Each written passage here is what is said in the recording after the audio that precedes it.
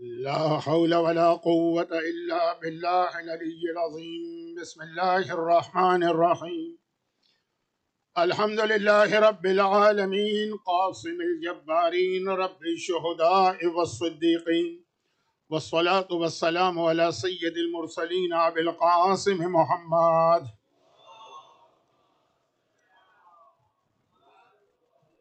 وآله الطيبين الطاهرين المعصومين، سيما على الإمام المنتظر أجل اللهم له الفرج، ولعنة الله على أعدائهم أجمعين. أما بعد، فقد قال الله عز وجل في محكم كتابه الكريم: بسم الله الرحمن الرحيم. ولنبلونكم بشيء من الخوف والجوع ونقص من الأموال والأنفس والثمرات وبشر الصابرين الذين إذا أصابتهم مصيبة قالوا إنا لله وإنا إليه راجعون. کربلا میں شام غریبہ آ گئی. سورہ بقرہ کی اس آیت کی کمپلیٹ تفسیر میدان کربلا. اعلان ہو رہا ہے خدا کی طرف سے کہ ہم تمہارا امتحان لیں گے، تمہیں ٹیسٹ کریں گے، خوف کے ذریعے بھی، بھوک کے ذریعے بھی، مال کے نقصان سے بھی، جان سے بھی اور اولاد سے بھی. وَبَشِّرِ الصَّابِرِينَ، اور بشارت ہو صبر کرنے والوں پر، الَّذِينَ إِذَا أَصَابَتْهُمْ مُصِیبَہ، جب ان پر مصیبت نازل ہوتی ہے تو صرف ایک جملہ کہتے: قالوا انا للہ وانا الیہ راجعون. کربلا میں آقا سجاد نے اپنے بابا کے کٹے سر کو دیکھ کے سلام کیا: السلام علیک یا ابا عبداللہ. اب ایک سوال تو بعض علماء یہ کرتے ہیں کہ آقا حسین ذوالجناح سے زمین پہ گرے، زینب کبریٰ یہاں تک تو منظر دیکھ رہی تھی، اس کے بعد واپس آئیں خیموں میں. سجاد کا خیمہ سب سے آخری خیمہ ہے. آج بھی اگر آپ میدان کربلا کے خیمہ گاہ میں جاتے، سب سے آخری خیمہ سجاد کا ہے.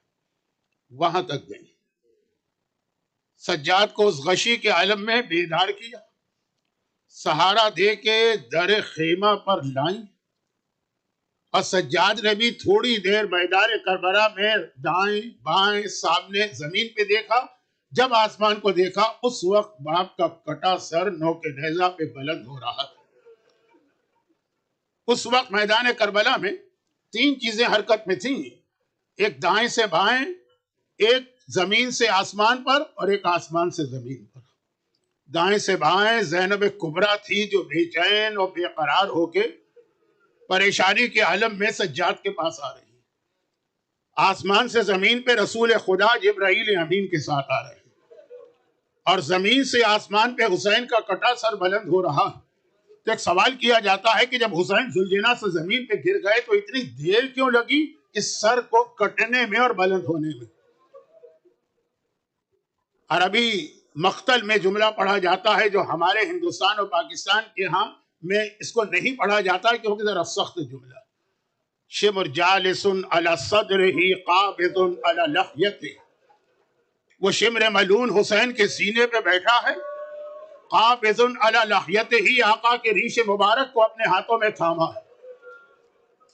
لیکن اس ظالم نے خنجر ایسا استعمال کیا تھا جس کی دھار تیز نہیں تھی. 9 مرتبہ اس نے یہ خنجر حسین کے پیاسے گلے پر چلایا، تب میرے آقا کا سر جدا ہوا، نوک نیزہ پہ بلند ہوا. اچھا، اب ایک ایسا منظر ہے، 5 محرم کی مجلس میں ایک جملہ میں نے کہا تھا اور یہ عرض کیا تھا کہ شام غریبہ اس کی وضاحت کروں گا. 5 محرم کی مجلس یاد کیجئے، اون و محمد کو لے کر جب ان کے بابا آئے تھے زینب کبریٰ کے پاس، عبداللہ ابن جعفر طیار، تو زینب نے خالی سوچا تھا کہ میرا شوہر مجھے واپس لے جانے تو نہیں آیا. تڑپ کے کہا تھا کہ اے میرے چچا کے بیٹے، اگر مجھے واپس لے جانے آیا ہے تو زینب چلے گی، مگر زینب نہیں جائے گی، زینب کی میت جائے گی، کیونکہ بھائی سے الگ ہو کے یہ بہن زندہ نہیں رہ سکتی. ٹھیک ہے، زینب کبریٰ نے یہ فرمایا اور حق ہے. اب یہاں کربلا میں جس وقت حسین کے گلے پہ خنجر چلا، بھائی سے جدائی ہو گئی ہمیشہ کے لیے، پھر بھی زینب زندہ کیسے رہی؟ سوال یہ ہے، دشمن اہل بیت کہے گا کہ آپ بتاتے ہیں کہ شہزادی کا رتبہ بہت بلند ہے. وہ ایک جملہ انہوں نے کہا تھا انہوں محمد کے وقت، اور وہ بھی سچا نہیں نکلا. نعوذ باللہ. صدیقہ کیسے ہوئی؟ وہ سچی کیسے ہوئی؟ دیکھیے زینب مر جاتی حسین کے کٹے سر کو دیکھ کر. ہم مر جانا چاہیے تھا زینب جیسی بہن کو. صرف ایک جملے نے زینب کو زندگی دی ہوئی ہے.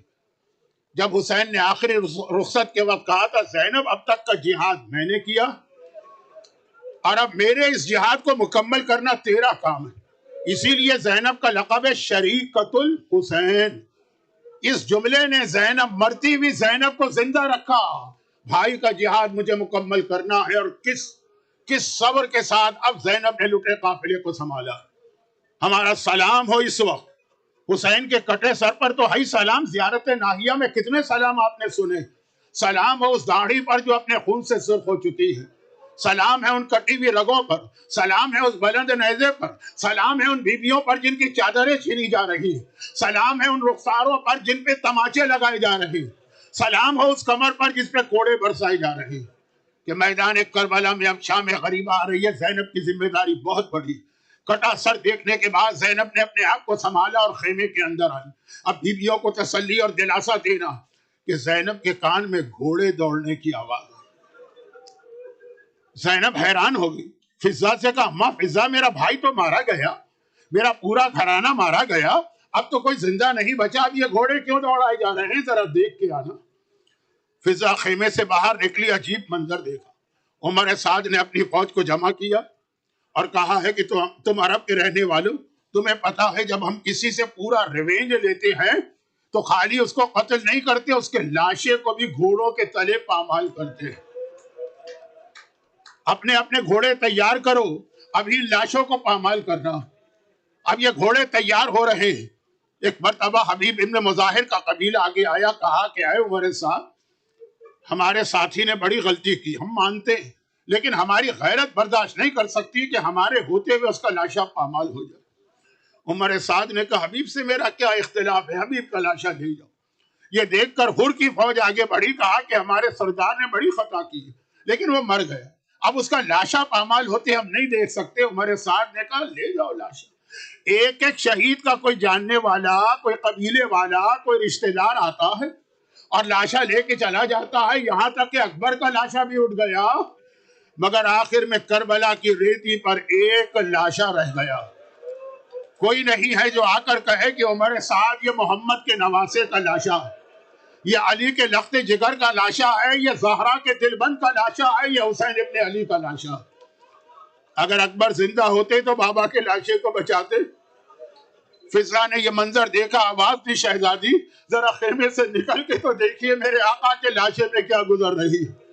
زینب باہر آئیں، دیکھا بھائی کا لاشا ہے اور گھوڑے دوڑائے جا رہے ہیں. پہلے تو مدینے کا رخ کیا. نانا رسول خدا جس حسین کو اپنے سینے پہ سلاتا تھا، اسی حسین کے سینے پہ گھوڑوں کی ٹاپیں، اور پھر فرات کو دیکھ کے کہا عباس تو نہ رہا تو آج تیرے آقا کے لاشے پہ گھوڑے دوڑ رہے.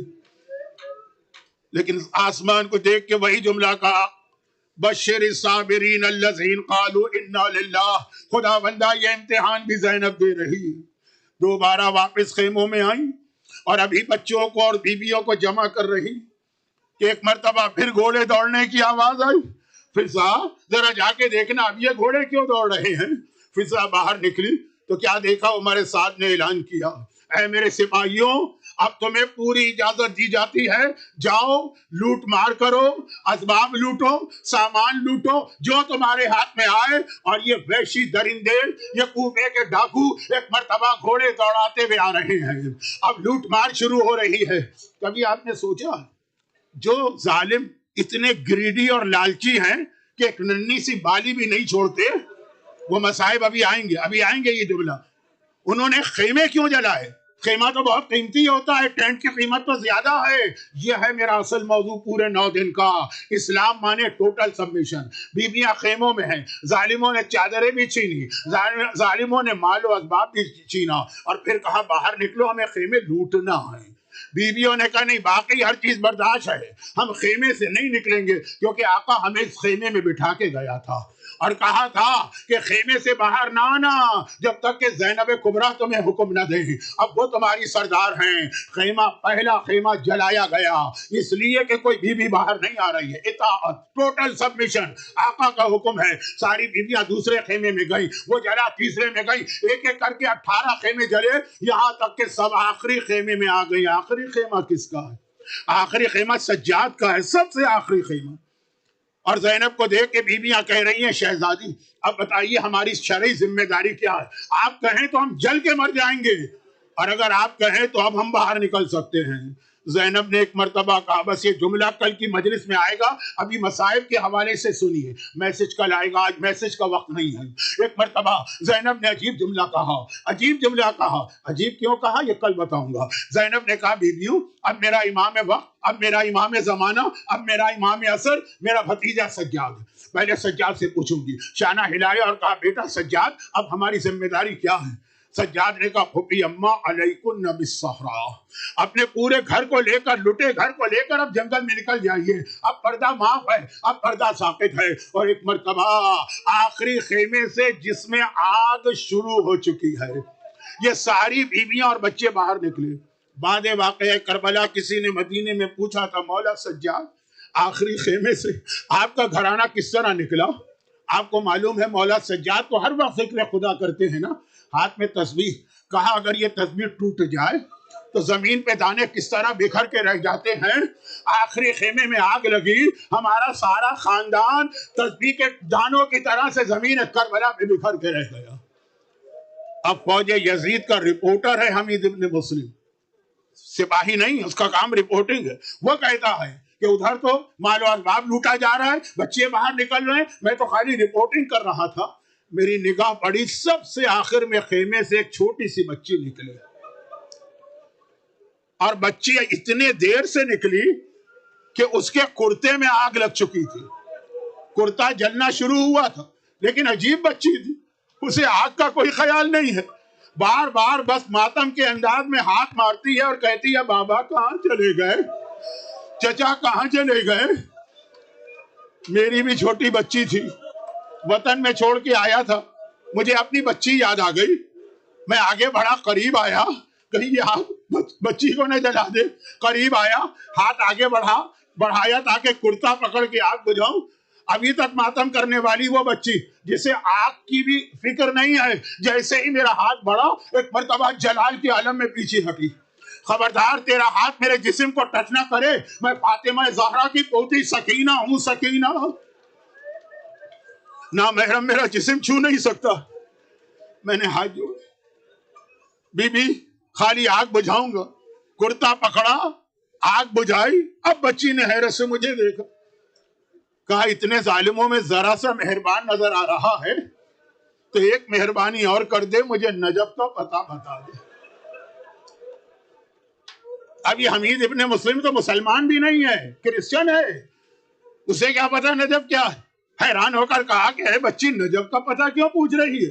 کہا نجف میں میرا دادا دفن ہے، کائنات کا مشکل کشا ہے، میں جا کے دادا سے فریاد کروں گی دادا آپ ہر ایک کے یتیم بچوں کی مدد کو آتے ہیں، آپ کے حسین کی یتیمہ تماچے کھاتی رہی، کوڑے کھاتی رہی، آپ کو بلاتی رہی دادا آپ سکینہ کی مدد کرو۔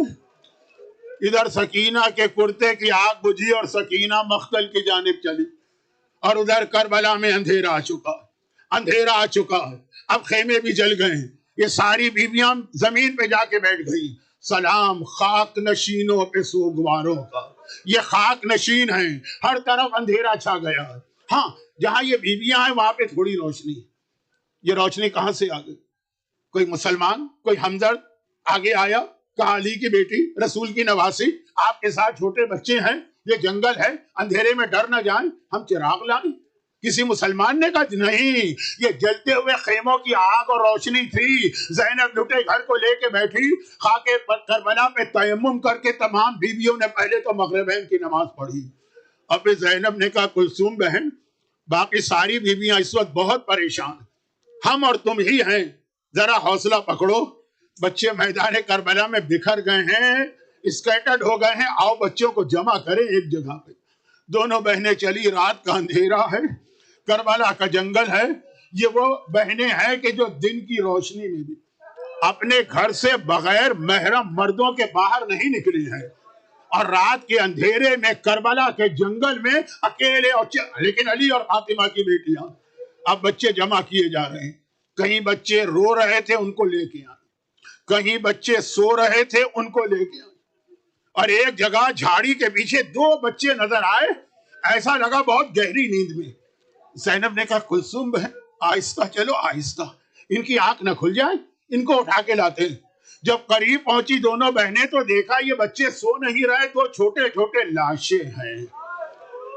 جب یہ بچے خیمے سے نکلے تو فوج یزید کے گھوڑے ان کے اوپر دوڑ گئے تھے. اولاد عقیل کے 2 ننھے شہزادے ہیں. زینب نے ایک مرتبہ کہا کلثوم گھبراؤ نہیں، گھبراؤ نہیں، ایک لاشا میں اٹھاتی ہوں، ایک لاشا تم اٹھاؤ. ایک لاشا ایک بہن نے اٹھایا، دوسرا لاشا دوسری بہن نے. لیکن اب پہلی بار زینب کا دل بھر آیا. پھر ایک بار فرات کو دیکھا، عباس تو نہ رہا تو آج یہ وقت آ گیا کہ تیری بہنوں کو لاشیں بھی اپنے ہاتھ سے اٹھانا پڑ رہے. اب یہ لاشیں، یہ بچے، یہ بیویاں ایک جگہ جمع ہو گئی. اور جب ایک جگہ پہ یہ جمع ہو گئی تو زینب پریشان ہو گئی. کلثوم سارے بچے نظر آ رہے ہیں، مجھے سکینہ نظر نہیں آ رہی. کلثوم سارے بچے ہیں لیکن میری سکینہ کہاں ہے؟ آؤ اب سکینہ کو ڈھونڈے. کلثوم تم فرات کی جانب جاؤ، شاید سکینہ وہاں گئی ہو. میں مقتل کی جانب جاتی. اور ایک مرتبہ دونوں بہنیں چلی، کلثوم کو تو نہ ملی سکینہ، لیکن زینب کو سکینہ مل گئی. کہاں ملی؟ جہاں حسین کا لاشا تھا. لاشے کے پہلو میں ننھی بچی سو رہی. جا کے زینب نے سکینہ کو بیدار کیا. کہا سکینہ چلو، یہاں کہاں سو رہی ہو، جنگل ہے. کہا پھوپھی اماں میرا بابا بھی تو اکیلا سو رہا. نہیں میرے ساتھ چلو جہاں سارے گھر والے. لیکن یہ بتاؤ تم یہاں آ کیسے گئی، اور تم نے یہ پہچانا کیسے کہ یہ تیرے بابا کا لاشا؟ بھائی پہچان 2 طریقے سے ہوتی ہے نا. ایک چہرے سے ہوتی ہے، وہ تو گردن کاٹ کے سر بلند کیا جا چکا. دوسری لباس سے ہوتی ہے. ہائے میرا مظلوم آقا پرانا لباس پہنا تھا، وہ بھی ظالموں نے نہ چھوڑا، لباس بھی لوٹ لیا. کہا پھوپھی اماں تو یہاں تو ہر طرف لاشیں تھے نا. جب میں خیموں سے نکلی تو بابا کو پکارتی بھی چلی، بابا بابا کہاں ہو، اپنی سکینہ کو بچا لو. ایک بار اسی بے سر کے لاشے سے سر کٹ چکا ہے، اس لاشے سے آواز آئی، بیٹی الیہ الیہ ادھر آ، یہاں تیرا بابا آرام کر رہا ہے. پھوپھی اماں ہمیشہ تو میں باپ کے سینے پہ سوتی تھی نا، آج میں سینے پہ تو نہ سو سکی. کیوں؟ اتنے تیر لگے تھے حسین کے سینے میں کہ بچی کے لیے سونے کی جگہ نہ تھی، میں بابا کے برابر سو گئی. زینب لے کے آئی جہاں سارے بچے تھے، وہاں سکینہ کو بھی ایک بار پھر لٹا دی. اور تھوڑی دیر گزری، اس سے پہلے ایک چھوٹا سا جملہ سن لیجئے. تیسری بار عباس کو یاد کیا جا رہا، اور وہ یہ ہے کہ جب مختار نے خولی کو پکڑا تھا، جب مختار نے خولی کو گرفتار کیا تھا تو یہ پوچھا تھا نا تو نے کربلا میں کیا کیا. کہا کربلا میں اور تو کچھ نہ کر سکا. 3 جب میرے لیڈر نے حکم دیا عمر سعد نے جاؤ لوٹ مار کرو، مجھے آنے میں ذرا دیر ہو گئی. اور لوٹ مار کرتے ہوئے تو کوئی کسی کا خیال نہیں کرتا نا. میرے ساتھی مجھ سے پہلے پہنچ گئے. جب میں پہنچا تو میں نے دیکھا ساری چیزیں لوٹی جا چکی، کچھ نہیں. اتنے میں میری نگاہ ایک ننھی بچی پہ پڑی جس کے کان میں معمولی سی بالیاں تھی، معمولی سی. جب کوئی اس بالی کو لوٹنے جاتا تھا نا، بچی اپنے دونوں ہاتھوں سے اپنی بالیاں چھپا لیتی تھی. کہتی تھی تم نے میرا بابا تو چھین لیا ہے، یہ میرے بابا نے مجھے گفٹ کیا تھا، یہ بالیاں چھوڑ دو. بچی کی فریاد سن کے یزیدیوں کو بھی رحم آ جاتا تھا، آگے بڑھ جاتے.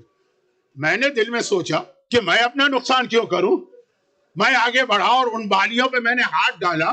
بچی نے بالیاں چھپائیں. میں نے دیکھا اس میں تو بہت دیر لگے گی, تو میں نے بالیاں کس طرح چھینی, اتاری نہیں, بالیوں کو اس طرح کھینچا کہ بچی کے دونوں کان کٹ گئے, خون جاری ہو گئے.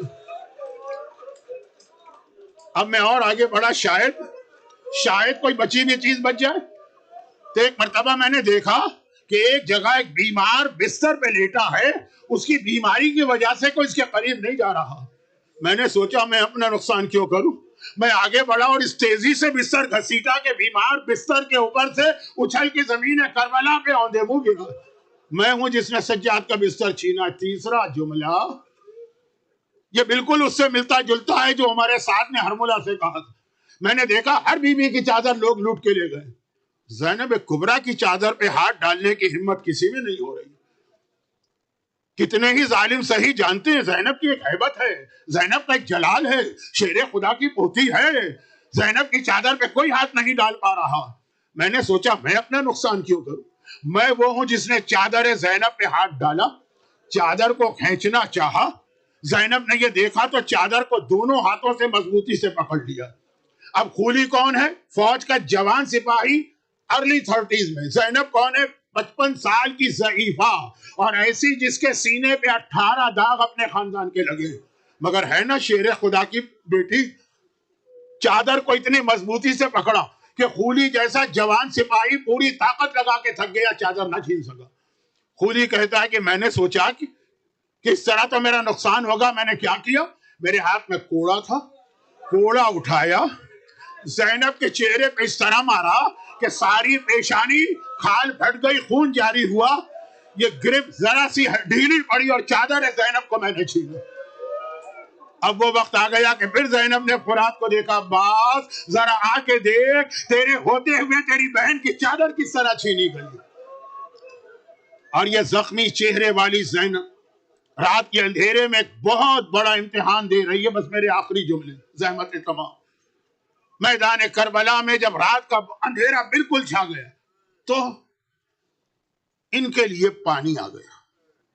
کون لے کر آیا اس بحث میں نہیں پڑھتا ہوں.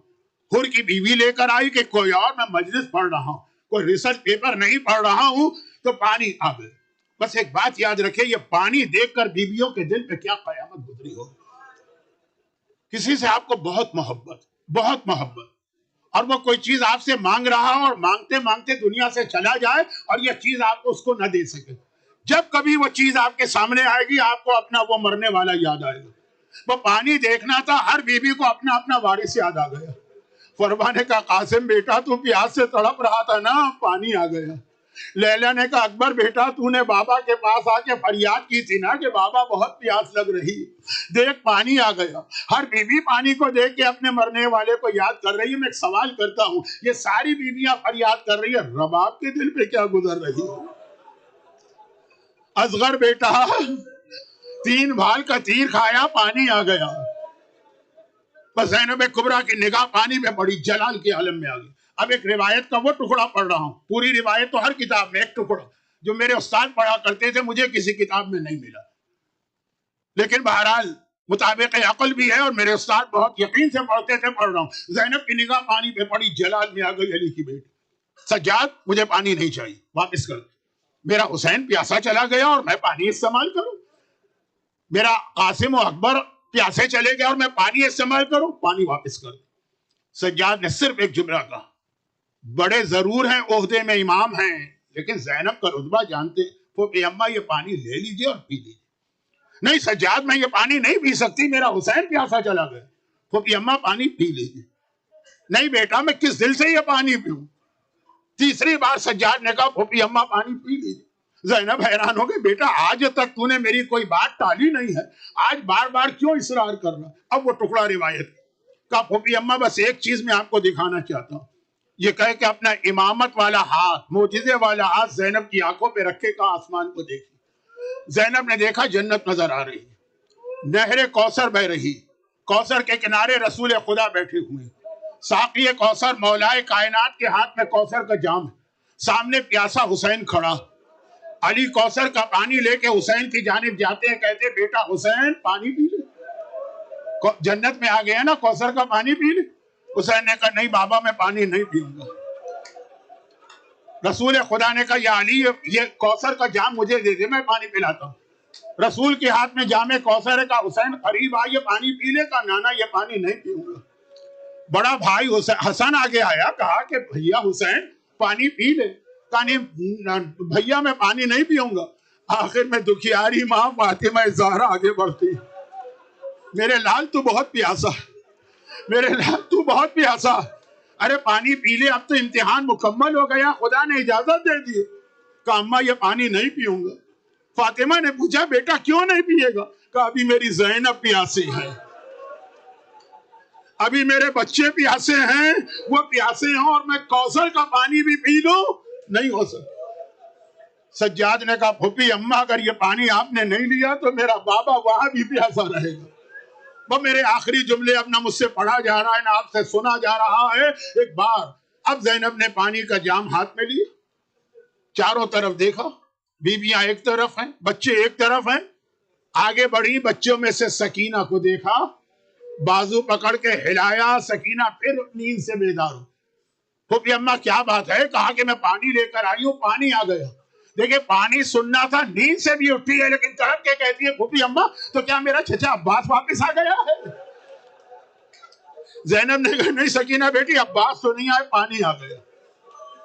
اب ایک عجیب سوال کر رہی ہے بچی, پھوپھی اماں میں تو سو رہی تھی, پیاسا تو میرا بھیا سجاد بھی ہے, وہ تو بیمار بھی ہے, پہلے انہیں پانی دے. کہا نہیں پہلے تو پی. میری اماں رباب بھی تو پیاسی ہے نا, انہیں پانی دے دے. کہا نہیں پہلے تو پیے گی. ارے آپ بھی تو پیاسی ہیں, کہا پہلے تو پیے گی. پھوپھی اماں جب سب پیاسے ہیں تو پہلے مجھے کیوں دے رہی ہیں؟ کہا اس لیے کہ تو سب سے چھوٹی ہے, اور طریقہ یہی ہے کہ پہلے چھوٹوں کو پانی پلایا جاتا. اب سکینہ نے کوئی اعتراض نہیں کیا, پانی لے لیا مگر پیا پھر بھی نہیں. پانی لے کے مقتل کی جانب دوڑی. زینب نے کہا سکینہ بیٹی کہاں جا رہی ہے؟ کہا پھوپھی اماں آپ ہی نے تو کہا تھا پہلے چھوٹوں کو پانی پلاتے ہیں. ارے میرا اصغر بھیا کربلا کا سب سے کم سے پیاسا, اصغر کو پانی پلا کے الا ولا